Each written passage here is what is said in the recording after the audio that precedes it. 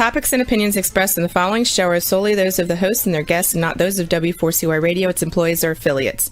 We make no recommendations or endorsements for radio show programs, services, or products mentioned on air or on our web. No liability, explicit or implied, shall be extended to W4CY Radio or its employees or affiliates. Any questions or comments should be directed to those show hosts. Thank you for choosing W4CY Radio.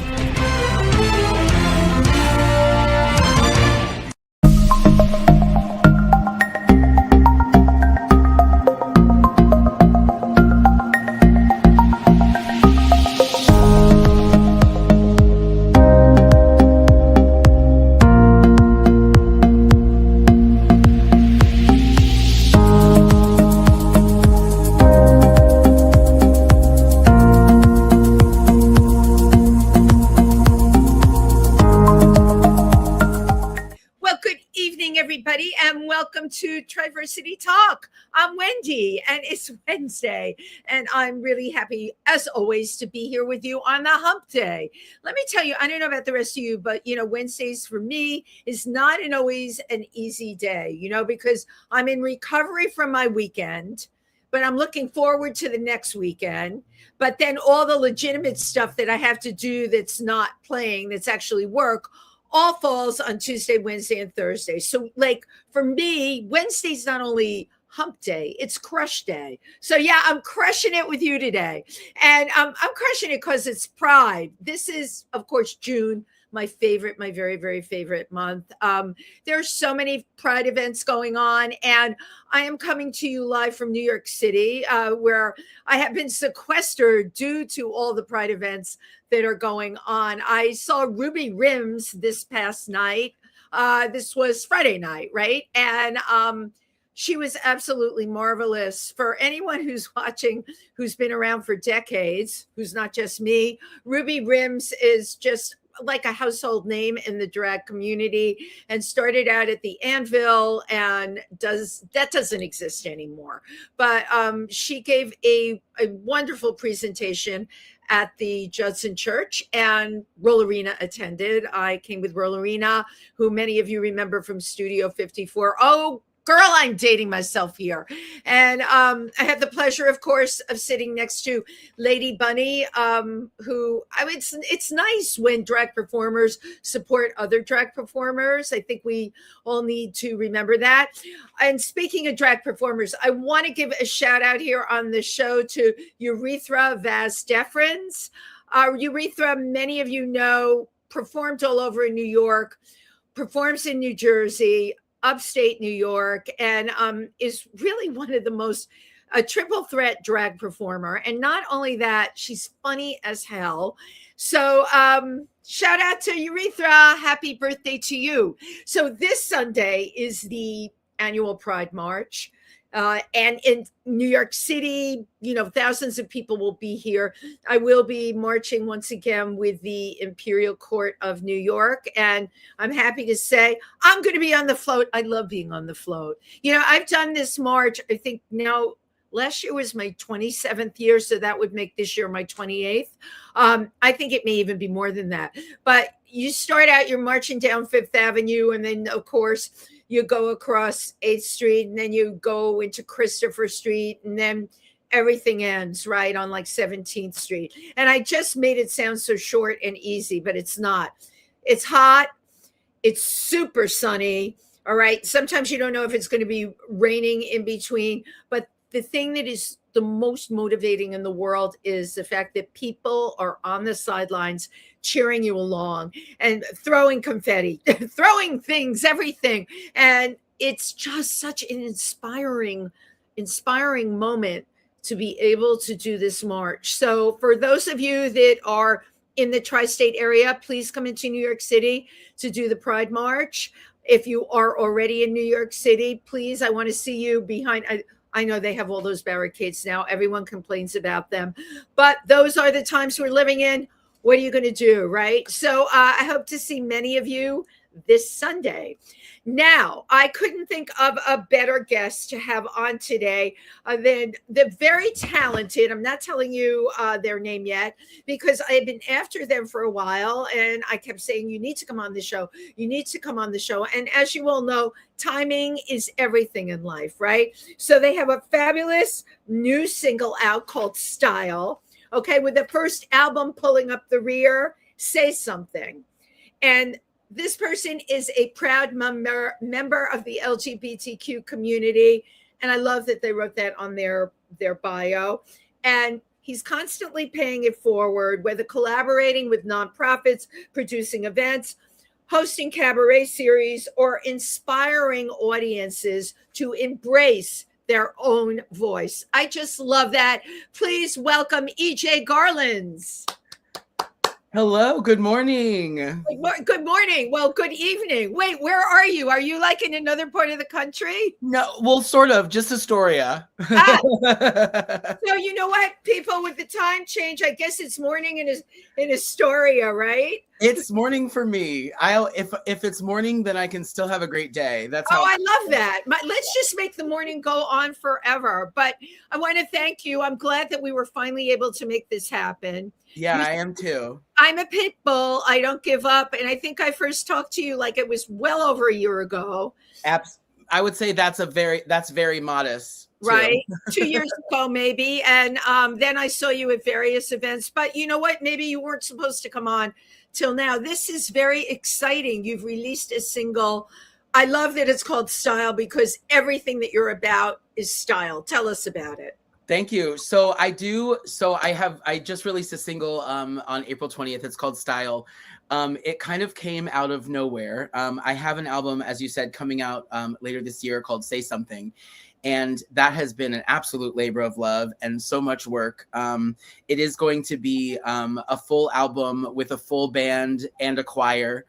Choir, my gosh. A choir. I know, you know me, I'm extra and dramatic. So no, you do it big, but your voice is huge. Somebody like you can do it big because your voice is huge and you can put as many bells and whistles around you because your voice will still be the thing that everybody hears. Well, thank you so much. I appreciate that. Yeah, I love one of the things I love about being on a stage with so many other musicians is that we all get to share in the experience.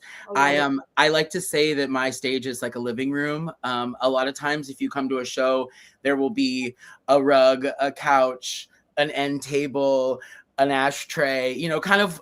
I want everyone to feel like we're just all hanging out and having a good time. So if I get to do that with more people at once, why not share like the ultimate experience. Exactly. It's an ultimate experience. But anyway, so this album is coming out and it is taking a good amount of time because it takes time and scheduling and money and so many other things. And I said, well, I don't want to go through another gay summer without giving these people some music because I have been a singer my entire life. My entire family was musical. Like I grew up in the music from the beginning. So that was going to be one of my opening rounds. Your family, you come from a musical family. My entire family is musical. We used to sing as a barbershop quartet. We used to, I like to call us the former Christian Partridge Family. We did we toured the Mid-Atlantic with a full band. And you guys were a Christian family. Yes, and everyone sang. Wow. Yes, I was the lead cantor at our church. My mom directed the bell choir.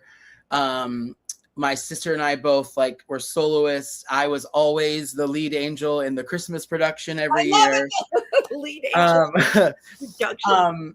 But yeah, so we've always been a musical family. So I've always been growing up in it. And I'm finally kind of settling into a point of my life where I have the mental bandwidth and the energy to go okay, let's start creating our own and figuring out, what we do. So what was the turning point for you? You said you're at this a point in your life where you're going at it for you right now. What led up to that? And was there an epiphany? Yeah. So just to take it deep right here in the first 10 minutes. Deep. Yes. So going back to my whole family is musical, and we all did a lot of things together. I also am a queer child of a not so great like upbringing and kind of childhood, and I went through a lot of let's say undesirable situations with my parents, mostly my father. That's like another story for the memoir, but kind of what happened was we took a family trip to Nashville, and sitting at dinner, like details for another day, but sitting at dinner, I finally realized that I was in charge of my life, not my dad. I wasn't gonna like be kind of like seat belted and buckled into like an abusive movement or direction any longer. How old were you when this happened? How old were you? This was for my 32nd birthday. We went. Okay, so there's a lot. You're giving me a lot here. You're already 32. You know, you're a grown up, right? Yeah. So really, from the time you were a kid, and sentences ago, you mentioned a Christian choir family, Christian singing family, and I know you're gay, and I love again in your bio the first thing you wrote, you know, a proud member of the LGBTQ community. You've been through some stuff, and how did you navigate these waters? These are not easy waters to navigate. I didn't for a long time. I just held on tight for a long time and just like hoped for the best. And I got very used to like just kind of picking whatever was easiest at that moment, that direct moment in time, to enable myself to survive a little bit longer. There was lots of just do whatever you have to right now, even though like maybe this isn't the best moment or the best decision for long term, but what we do have to do is survive immediately. Right. And sometimes, as much as we like to plan ahead, like immediate survival, whether that means, you know, bandwidth or anxiety or physical or whatever that is, survival right now is also important. So I did a lot of that. And did your family have any inkling you were gay? Had anything been alluded to? Oh yeah, I was a child of the spirit. Child of the spirit. I love that. Yes, we always knew from the beginning. I was the ham. I was always, you know, in charge of everything. We never really talked about it. Right. The relationship I had with my parents is that they didn't deserve the conversation from me. Because there was I just like, I come from like I don't want to say cliche to like lessen it, but I do come from like a background of do as you're told. We're not going to talk about certain things. A lot for a kid to carry around. Exactly. So it was just, if we didn't talk about it, then I didn't have to admit it for a long time. It doesn't exist, right? Don't talk about it. It doesn't exist. But moving back to this trip to Nashville when I was 32, my father and I got in a very, very, very quiet argument. Like the sound was very quiet. And I say that because my sister and my sister-in-law actually told me later that day, she said, that was the most scared I've ever been for you around our dad, because everyone was very quiet and I wasn't sure what was going to happen. No one was yelling. No one was like expressing. It was just all very quiet and still. And my dad said, he said something like, I can't believe you won't do this for our family. We were in an argument about something, and my whole entire body went, whew. And I looked at him and I said, I'm okay with that. Wow. And I felt myself just like fully disengage. Yeah. Fully disengage, which is a name of a song on the album. That is about the day that happened. But I just fully disengaged, and I finished that trip kind of like cold and still, and I have not spoken to him since.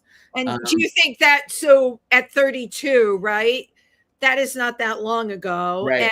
And that was your breaking point of having to keep it in all this time. I can imagine even growing up, you come from a Christian background. Were you in a Christian school or a boys' school, or? We weren't in a Christian school, but like my parents were the youth leaders of our church. So we were there like multiple days a week. This is heavy stuff for a gay child. And we grew up Lutheran. And then basically in 8th grade, when my dad realized I was gay, we moved to the Catholic church because to cure it. Honey, you gotta fix it. Let's cure the gay. Yes, honey, let's up the dosage. You understand, I'm not making fun, and I hear everything on this show, but let's cure the gay by becoming. Yes, honey. He said, this communion isn't strong enough. We're going to we're going to the liquor store because we got to get this strong wine, honey. Right. To fix it, to cure it. Yeah. And what's, jokes on him, through that church community, I actually found somebody who I consider to be my mom to this day.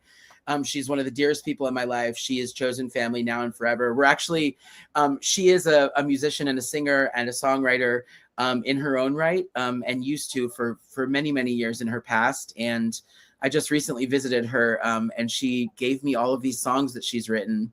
And we played each other our original music, and I'm going to take some of her music and record it. And so she was meant to come into your life, you see? Absolutely. Absolutely. So love, shout out to Connie. Shout out to Connie. Or Ma, as I like to call her. But yeah, that was the day that I decided to disengage. And I don't know if I decided to do it or if the universe just did it for me and said, we'll talk about this later. Right.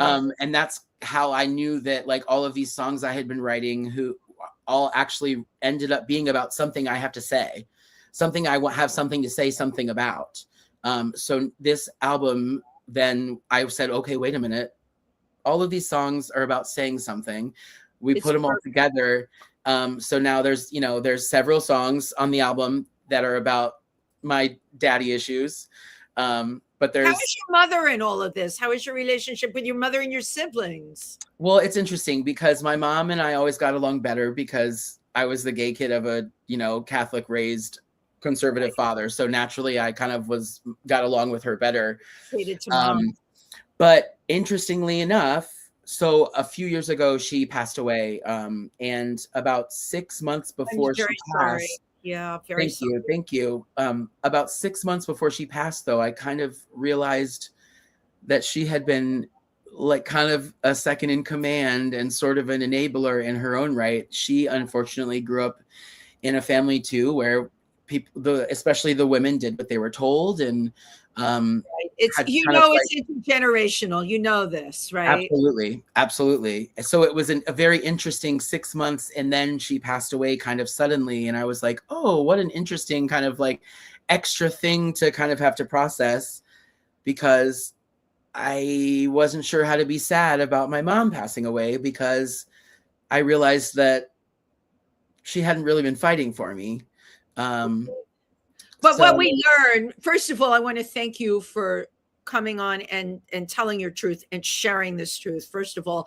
Second of all, what we learn about our parents, love or hate, they are imperfect people. They're not perfect. So your mother loved you, but she was an imperfect person and she couldn't defend you. Right. And you're right, she enabled your father. But this, this happens a lot. You hear about this dynamic all the time. Yeah. Yeah. It's very clear to me, I guess, what was happening. Yeah. But the timing was kind of crazy for me to finally suddenly realize all of a sudden that damn it, you're my mom. Fight for me more. And then she passes away. So it was kind of a crazy thing. And the day of her funeral is the only day since that day in Nashville that I've seen my dad. Wow.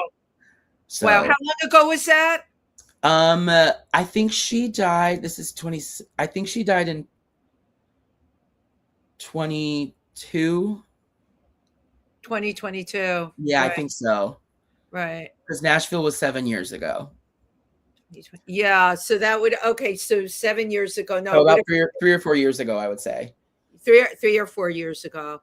Yeah. Yeah. I mean, your dad, don't burden yourself thinking you can fix anything. It's not up to you to fix. You didn't do it. Not even. I'm Right. disengaged. Right, exactly. And second of all, I've had a lot of people on this show with this story. I hear this story all the time, and a lot of the times it's Catholic. Okay, so it's a big club of gay people that are Catholic that have dealt with this kind of thing.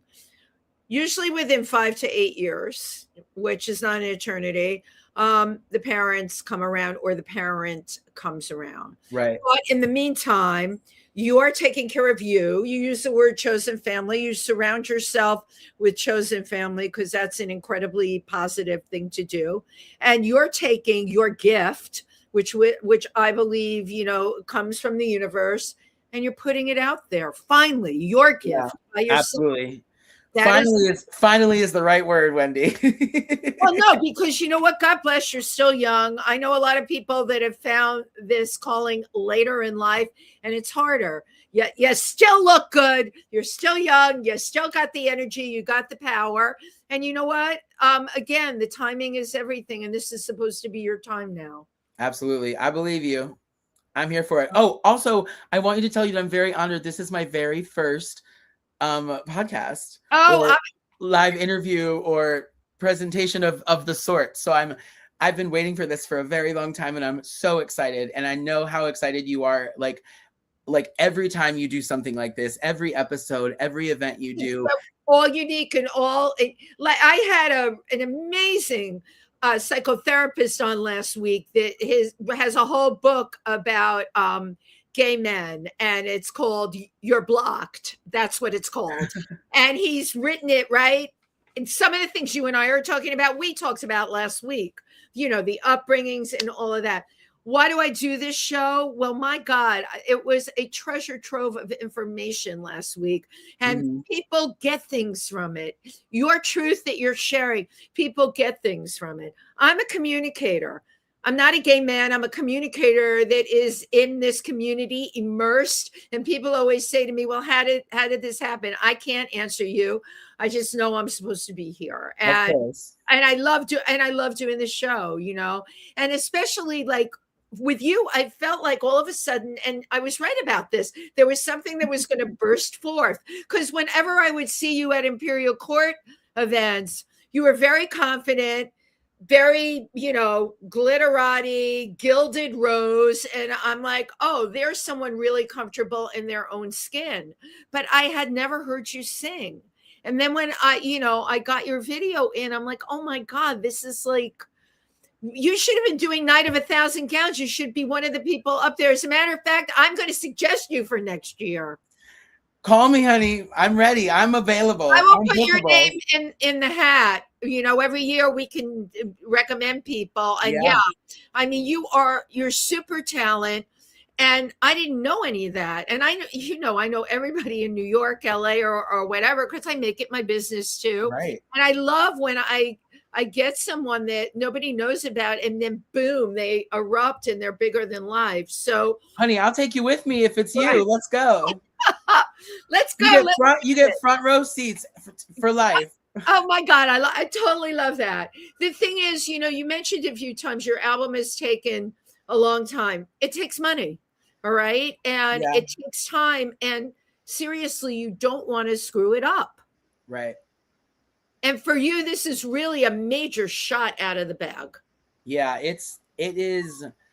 I knew it was going to be a big undertaking because I know a lot of people that make music, and I know a lot of people that make their own music. I know people that can sit down at their computer and create an entire track of a song right in front of their computer.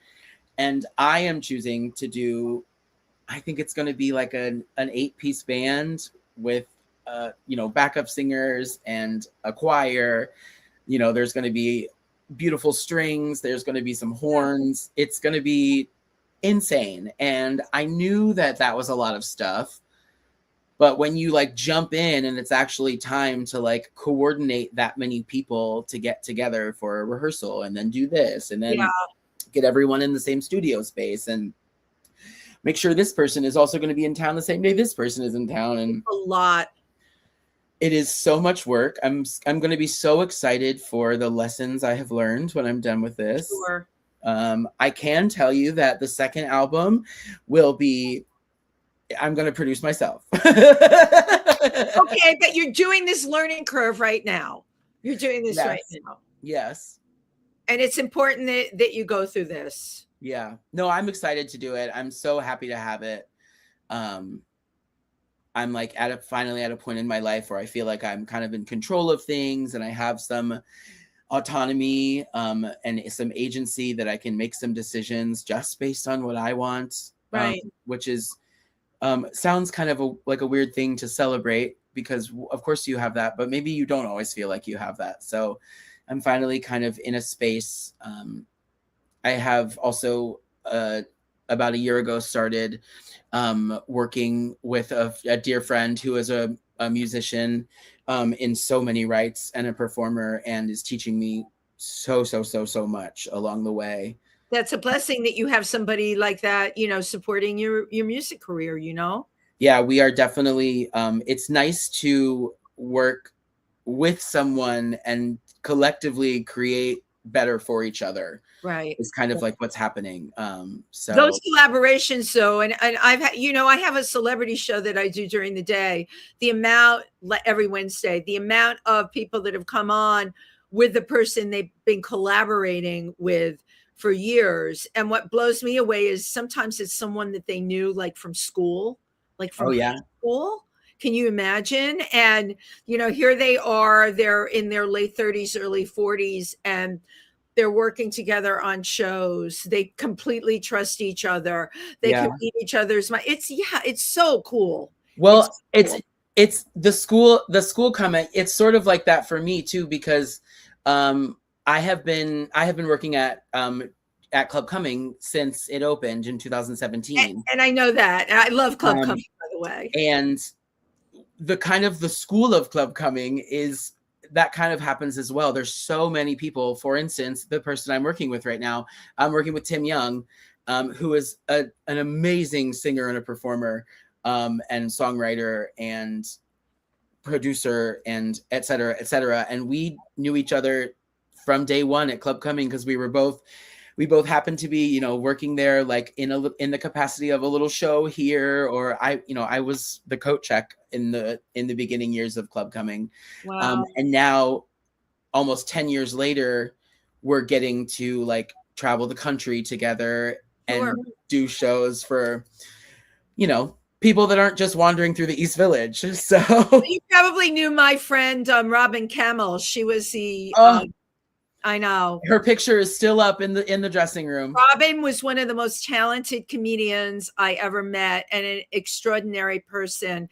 And her passing just happened too soon and way too quick. I agree. Yeah, Robin sat at the door at Club Cumming for so many nights, and when she passed, we took her stool that she always sat in. We took her stool and a beautiful drawing of her and put it downstairs in the dressing room as like a bit of a memorial.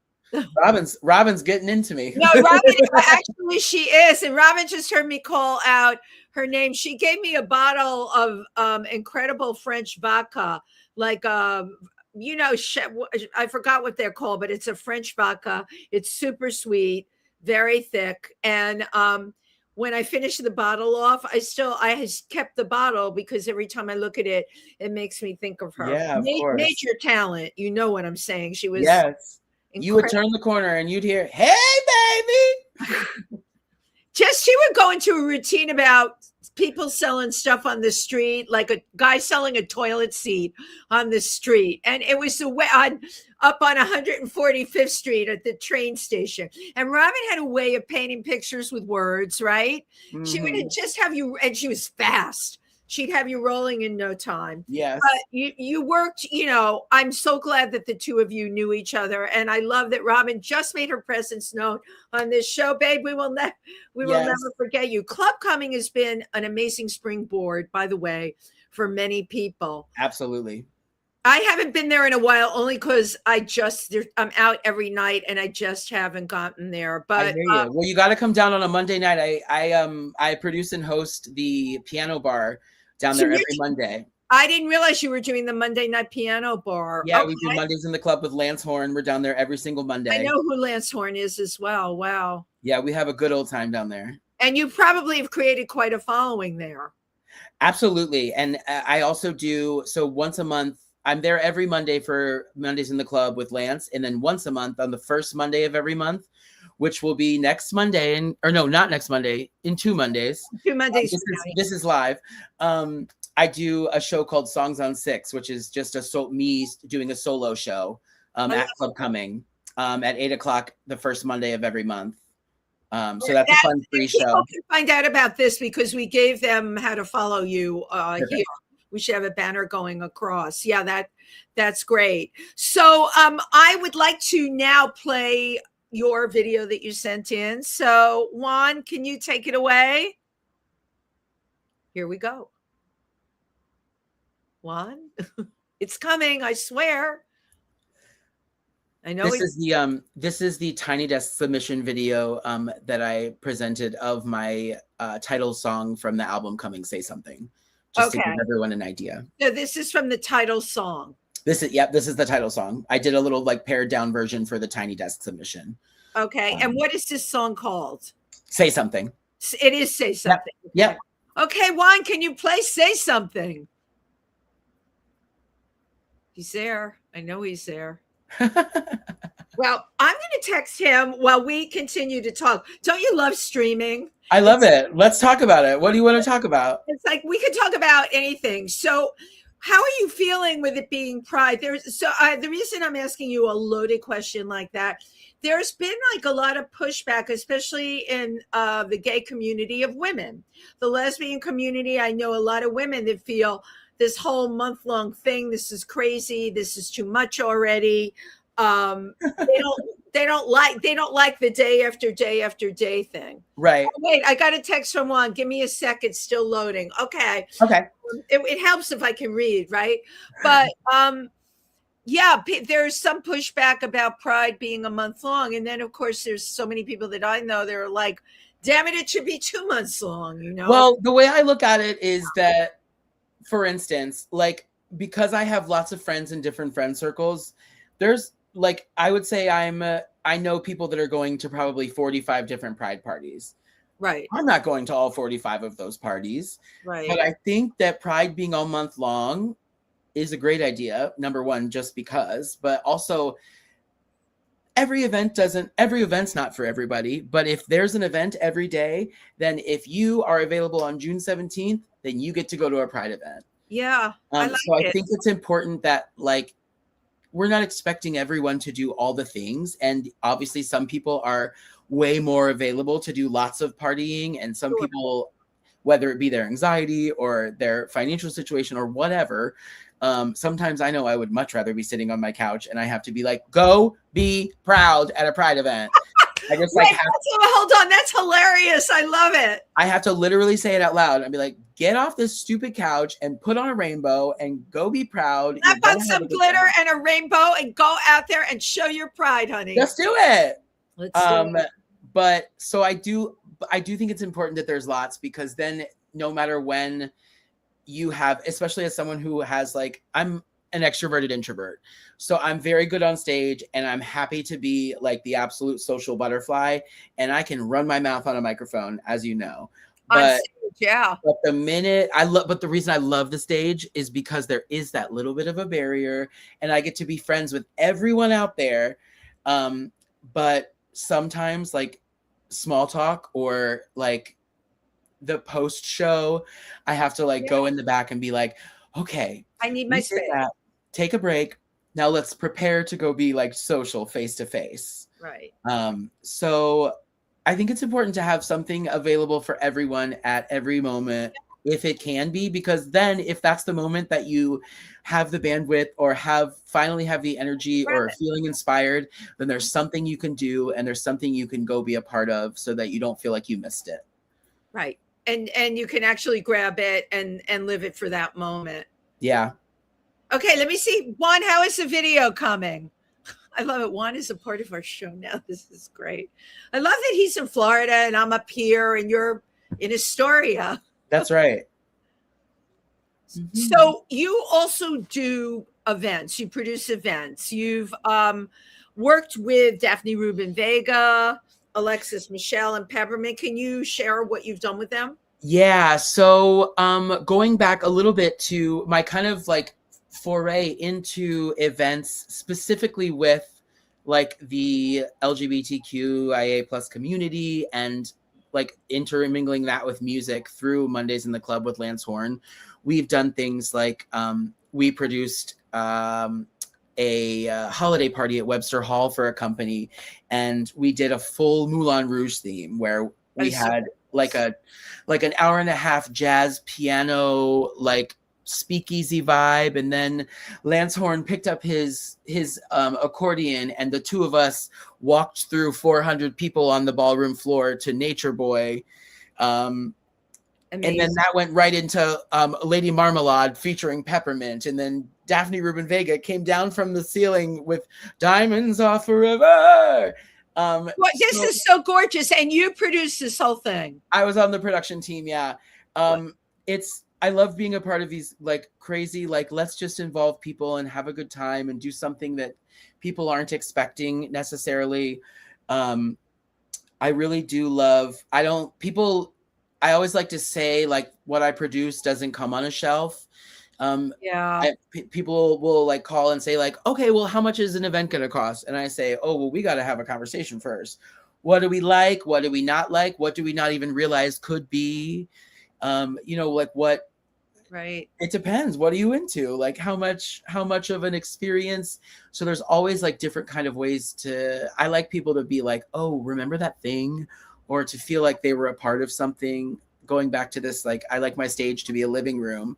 I have literally brought people up on stage that just like we're having a good time and sit on my couch, have a good time, be a part of my party. When you approach your audience like that, instead of the audience being out there, you incorporate the audience into what's going on. They love it. Yeah. If they're with you, then the show is good no matter what. Right. Now you've also like worked with Tommy Hilfiger. We did a party for him.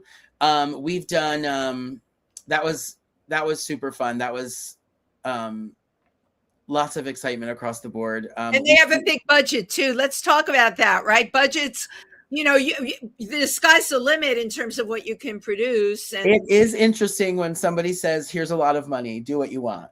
Because because then it can get very interesting. Oh, do you want somebody to fly from the ceiling? Do you want people to come out of a cake singing with a harp? Like, it just depends. Like when you have a sky's the limit thing, like obviously the what can happen is endless.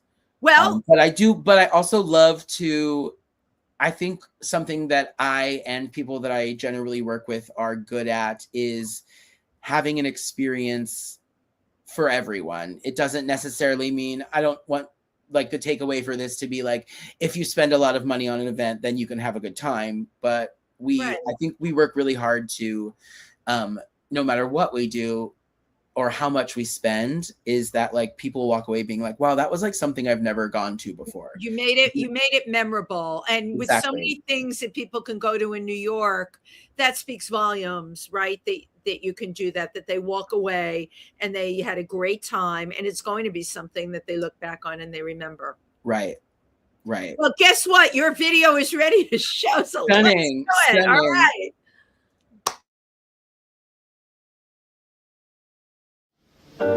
Say something. This is a rock show, okay? Tell me what's on your mind. 'Cause I got a few more dollars and a handful of minutes.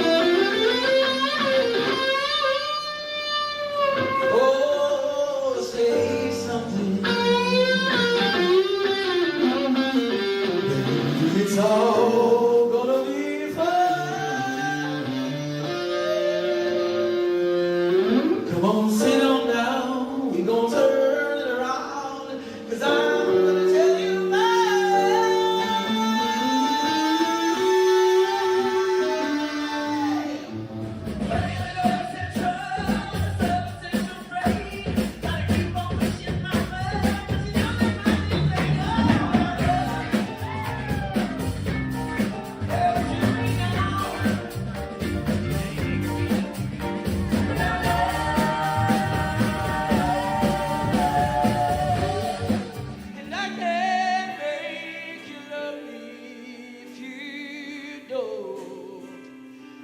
can make your heart feel something that it won't here in the dark.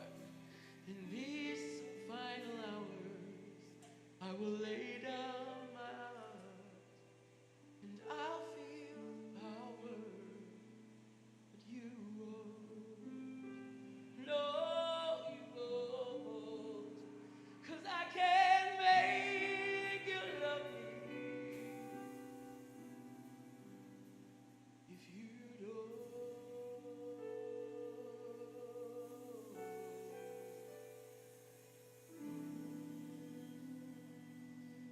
There's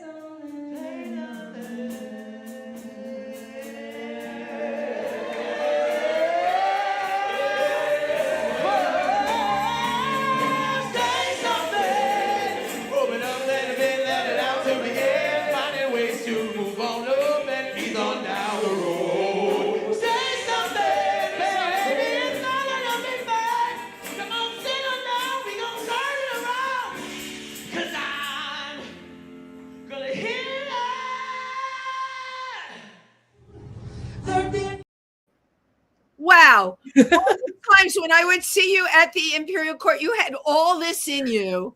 And every year we do Night of 1,000 Gowns and we put people on stage. And does anyone know you do this? It's getting better. It's getting better. You know, we've this performance, building that performance reel was part of that. We are making it more known. I'm working on doing more live events too, to do more stuff in the community. I've got a couple of like singer-songwriter, like specifically queer-based singer-songwriter showcases that are happening in the city that I'm starting to go be a part of. It was interesting. Something I have realized that is part of one of the big lifts of doing an album is that you have to reallocate your time and your energy.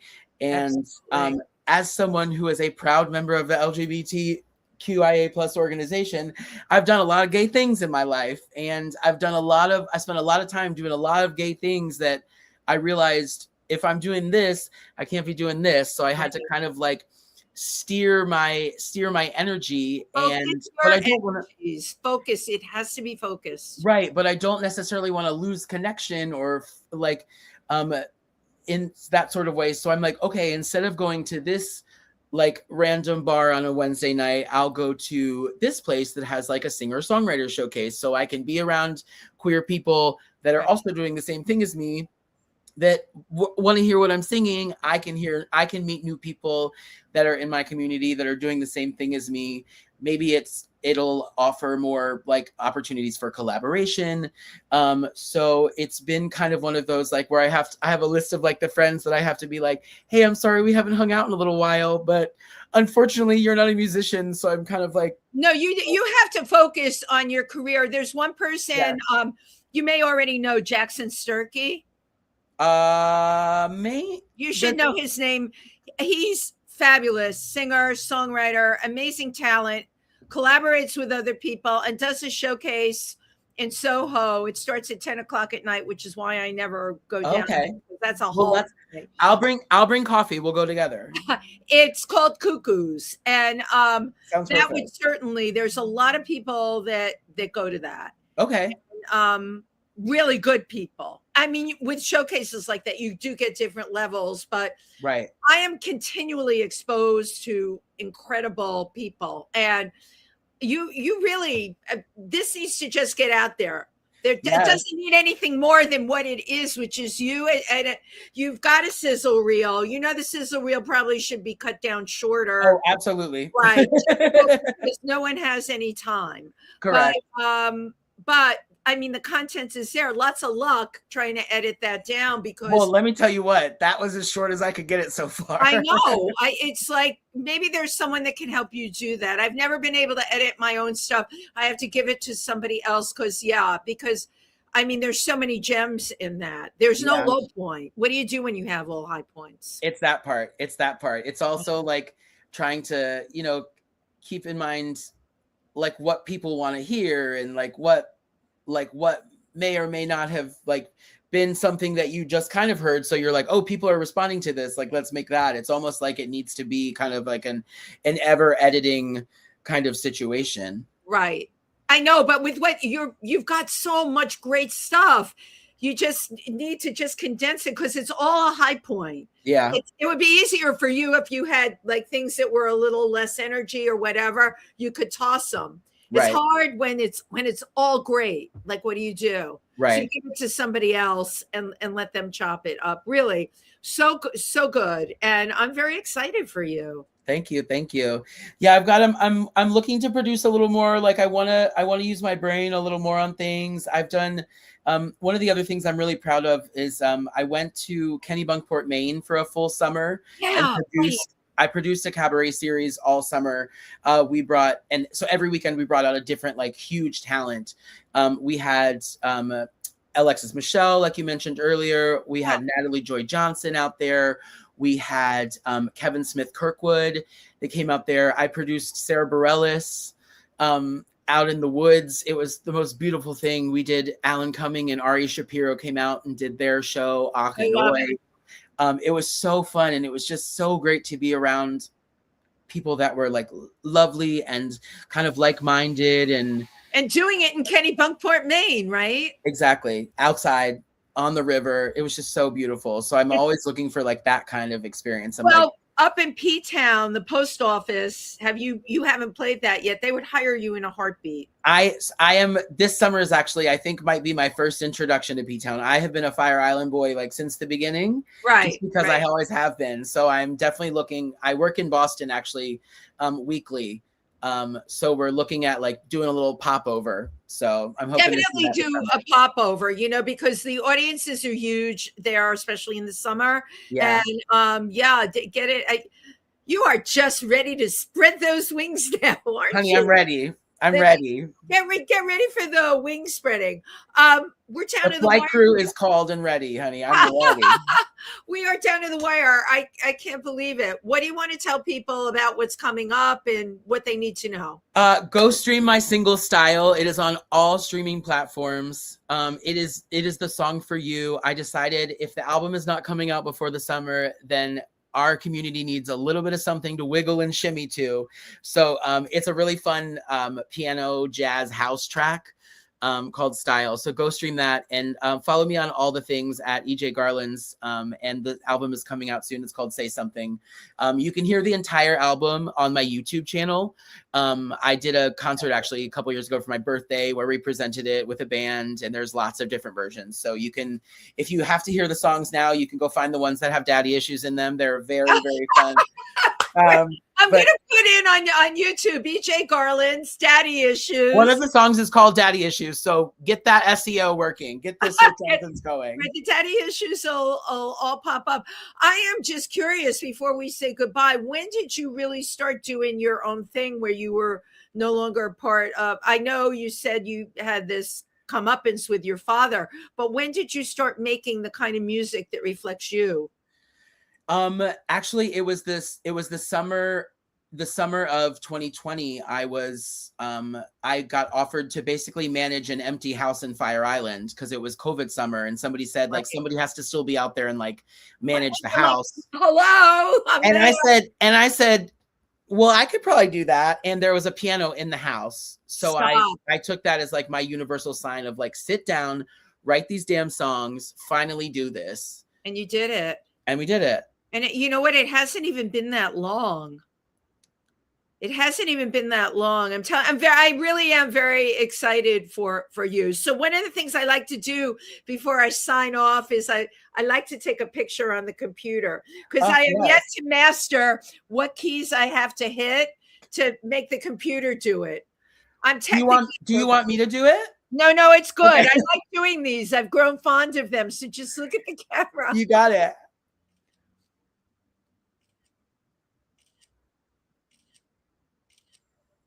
Cool. We're good. Thank you. Thank you so much for being on the show. And again, the timing on this really did work out perfectly. I love thank you so much. No, thank you. And please keep me in the loop of what you're doing. I sure will. if you need musicians, I know a ton of people, and I either have them on my afternoon show or on this show, and I'm out at clubs every night in New York. I mean, why live here unless you're going to take advantage? Honey, that's right. I'm going to take experience. I'm going to take the idea from you, and I'm going to meet you out one night. I'm going to talk to you soon. Yeah. Okay. Thank you so much. And thank you for your help tonight. Good night, everyone. Happy Thanks, Wendy. Pride. Happy Pride. Bye.